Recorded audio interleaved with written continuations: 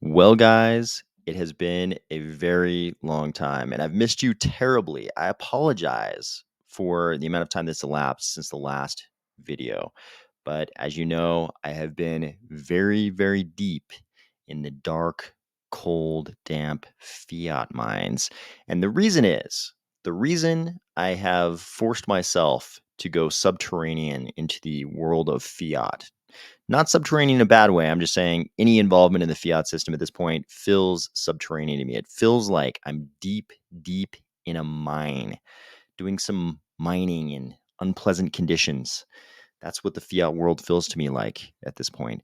But I feel like I have to engage in this fiat mining right now because I think everybody, almost everybody, a lot of people, everybody I know who's in crypto has the same experience through these crypto cycles. When we're at the top of the market, everybody looks around and they say to themselves, why didn't I accumulate more crypto at the bottom of the market? If I just would have accumulated this much crypto at the bottom, it would be worth this much now. If I just would have put in this amount of money at the bottom, it would be worth this much now. And then when we're at the bottom of the market, everybody says the opposite. Why did I put in so much crypto at the top of the market?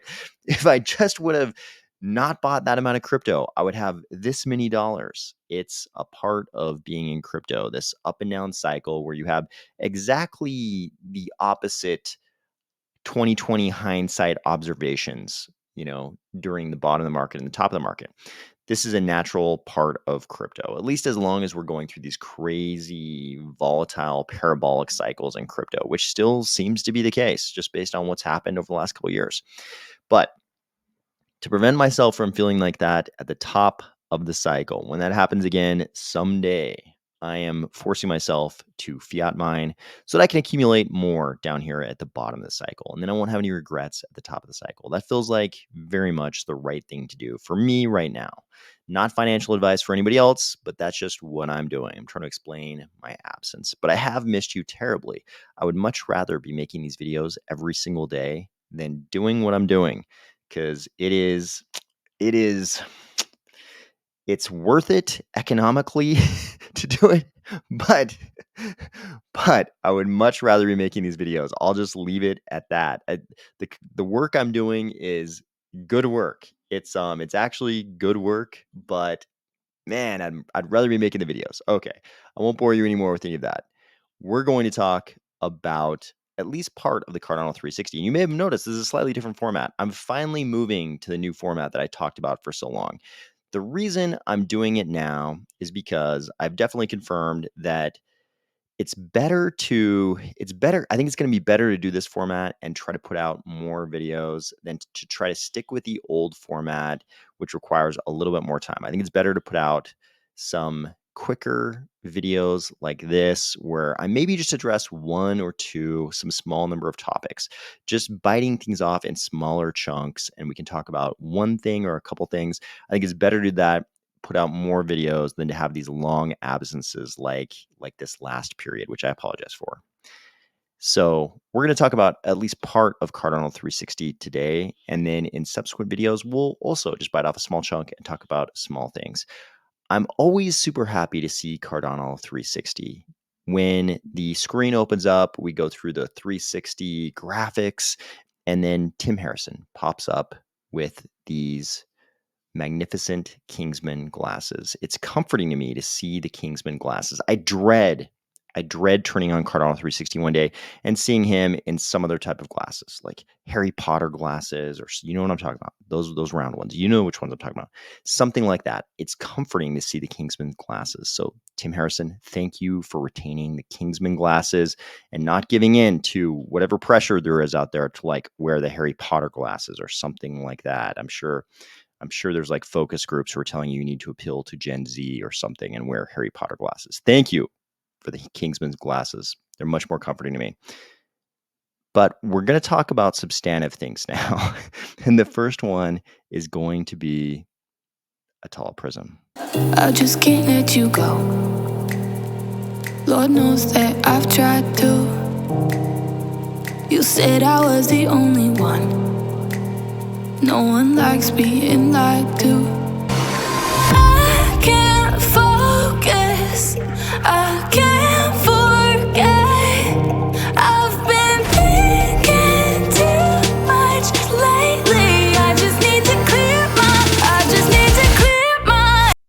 First up on Cardano 360, we had a discussion centered around Atala Prism. And along with that came a new general manager of Atala, David Harding. This is kind of exciting. This guy seems like a very seasoned, very capable, very competent professional who's been focused, it sounds like, for his whole career on identity solutions in a number of different industries. This guy rattles off all the different industries in which he's worked, it sounded like, in identity. And he said he is an identity rattle off. I think he said identity, security, privacy, wonk. I could have messed up those second two, but one of them was definitely identity. And he also has kind of one of those, I don't know what we call this hairstyle, kind of like a slick back faux hawk kind of thing, shaved on the sides. I like this. He's kind of like this combination of like what's who a person who seems to be a very, very seasoned executive type guy, but he also has the haircut. The haircut that indicates to me he's not a totally, old fashioned kind of executive. I think we've all, if you've been in business at all in corporate America or Europe, you've run into very, very capable, competent executives, but maybe they've reached a certain, point in their careers where they're not, so much focused on, what's up and coming, the newest things. I think we all know people like this. He doesn't seem to be one of those guys because those guys do not generally have haircuts like this. This haircut tells me then I would probably not hate drinking a whiskey with this guy. Whereas some of the other very, very seasoned executives, it's like they might be very good at their jobs, but maybe, maybe I wouldn't want to have a whiskey with them, that kind of thing. This guy doesn't seem to be that way. He seems like the kind of guy who'd be a great leader for a project like Atala Prism. And he seems to be very excited about it. So, for anybody who wasn't around, the history of Atala Prism, according to my probably faulty memory, is the following. I remember there was some kind of an event in, I think it was Miami. It was somewhere in Florida, but I think it was Miami. And all of a sudden, IOG announces, hey, we've got this thing. It's called Atala. And Atala apparently was the name of some butterfly. Cool name in Cardano. We're the beneficiaries of many cool names for products that take a little uncovering. You hear the name and you're like, what is that? And then you have to be told like exactly what that is.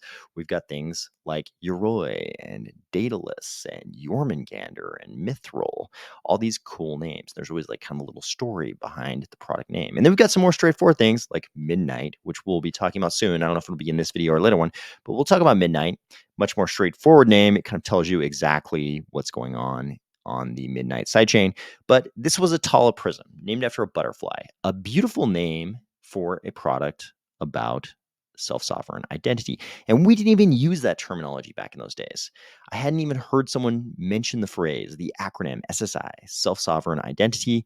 Shortly after the launch of Atala, we did hear Charles give many discussions around things like decentralized identity and DIDs. People started talking about DIDs a lot, and then the self-sovereign identity kind of nomenclature seemed to take hold. But David Harding seems to be all about being a very competent professional in this identity field across different industries, even, which is probably perfect for this product because what happened next in Cardano, largely, it was one of the biggest themes in Cardano, was the whole Africa mystery. We didn't know exactly what was launching in Africa. We knew something big was launching in Africa, and it was this gigantic mystery. And in fact, it was one of the first things I ever talked about on this channel. It was the big mystery involving the bird and the book on Charles's office and all those things. And of course, that culminated in the launch of the identity implementation for the Ministry of Education in Ethiopia, which was very exciting, a very big event in Cardano. And of course, that was followed by the Ethiopian government and Ethiopia, the nation state, being thrust into this very violent conflict, civil war, conflagration, whatever you'd like to call it. But of course, the mainstream media in Europe and North America was full of all kinds of accounts of bodies floating down rivers, and not exactly the kind of thing you would want to see in the country where you just launched a technology product. Because no matter what you think politically about all that, or however you feel about that, it meant that the government was going to be very distracted by a full-on war inside their nation state. And We heard from Charles at some point subsequent to that. You may remember Charles addressed this in one of his videos, and I could be misremembering this, but I believe what I remembered him hearing was that IOG had been approached and asked to take a side in that conflict. And they, of course, had said no, which, I think was probably exactly what we would all hope for as members of the Cardano ecosystem, because in crypto, we are kind of trying to create that whole level playing field for the whole world. We're not exactly trying to take sides in geopolitical conflict. So, of course, you can imagine how that would slow down all of the implementations that could have taken place with a government like the government of Ethiopia, where the head of state was an ex cryptographer, which makes that government maybe one of the most likely in the world to adopt crypto solutions for anything. And Cardano was in the perfect position, seemed to have a good partnership with that government. And of course, this whole violent conflict thing sort of threw the brakes on all of that. But here we are now, and we didn't. It was unclear what was going to happen with Atala Prism, what was next. But here we have a what seems to be a very seasoned, very competent, capable executive at the helm. And it sounds like he has a lot of industry, a lot of experience across a bunch of different industries. I can imagine how an executive like this running the Atala Prism program could figure out how to partner a tall prism with different corporate partners, probably in different industries, and provide the self sovereign identity solution that if you're in Cardano, if you're in crypto, probably, but if you're in Cardano, you probably think like I do that there are a lot of different use cases for self sovereign identity. The classical example David Harding gave in this Cardano 360, and we've heard Charles give many times, is when you go to the bar and all you need to prove is that you're 21 so that you can get into the bar and drink, at least in North America. That seems to be the big age, for a lot of North America, at least. You really just need to show that you're 21. You don't need the bouncer to see your address, right? The bouncer might be a psycho. He might get mad at you. He might come to your house the next day. You don't want any of that. You just need to prove you're 21. Self sovereign identity. I think David Harding put it quite well here. He said, self sovereign identity allows the identity solution to produce that identity for you. You don't need to rely on a centralized state mechanism. You can use something like a tall prism to produce that identity for you, manage that identity, allow you to own that identity, and then allow you to provide whatever subcomponents of that identity you want without having to, say, let the bouncer see your home address. So I think this is a big development for a tall prism. And I think with a very competent executive like this, I could see us, rolling into a future here where all of a sudden self-sovereign identity becomes a big deal for, you know, possible for corporate partners in, the developed world. And Cardano's in a very good place to partner with them and provide that solution. I think this is exactly where we want to be going forward. I mean, we don't know. We don't know the timeline. Like we totally don't know the timeline on the adoption of self-sovereign identity, especially by big corporate partners. But if it is to happen, I think Cardano is in a pretty good place to be that partner for those corporations. Welcome to the Cardano ecosystem. To David Harding, we're glad to have you. Like I said, this is going to be the beginning of the new format. I think I've even said that before, but this is really the beginning of the new format. I'm going to try to just tackle little smaller bites. So that's going to be it for now. But don't worry, I will talk to you soon. Probably tomorrow, but very soon. Hope you're starting out a great week. And like I said, soon.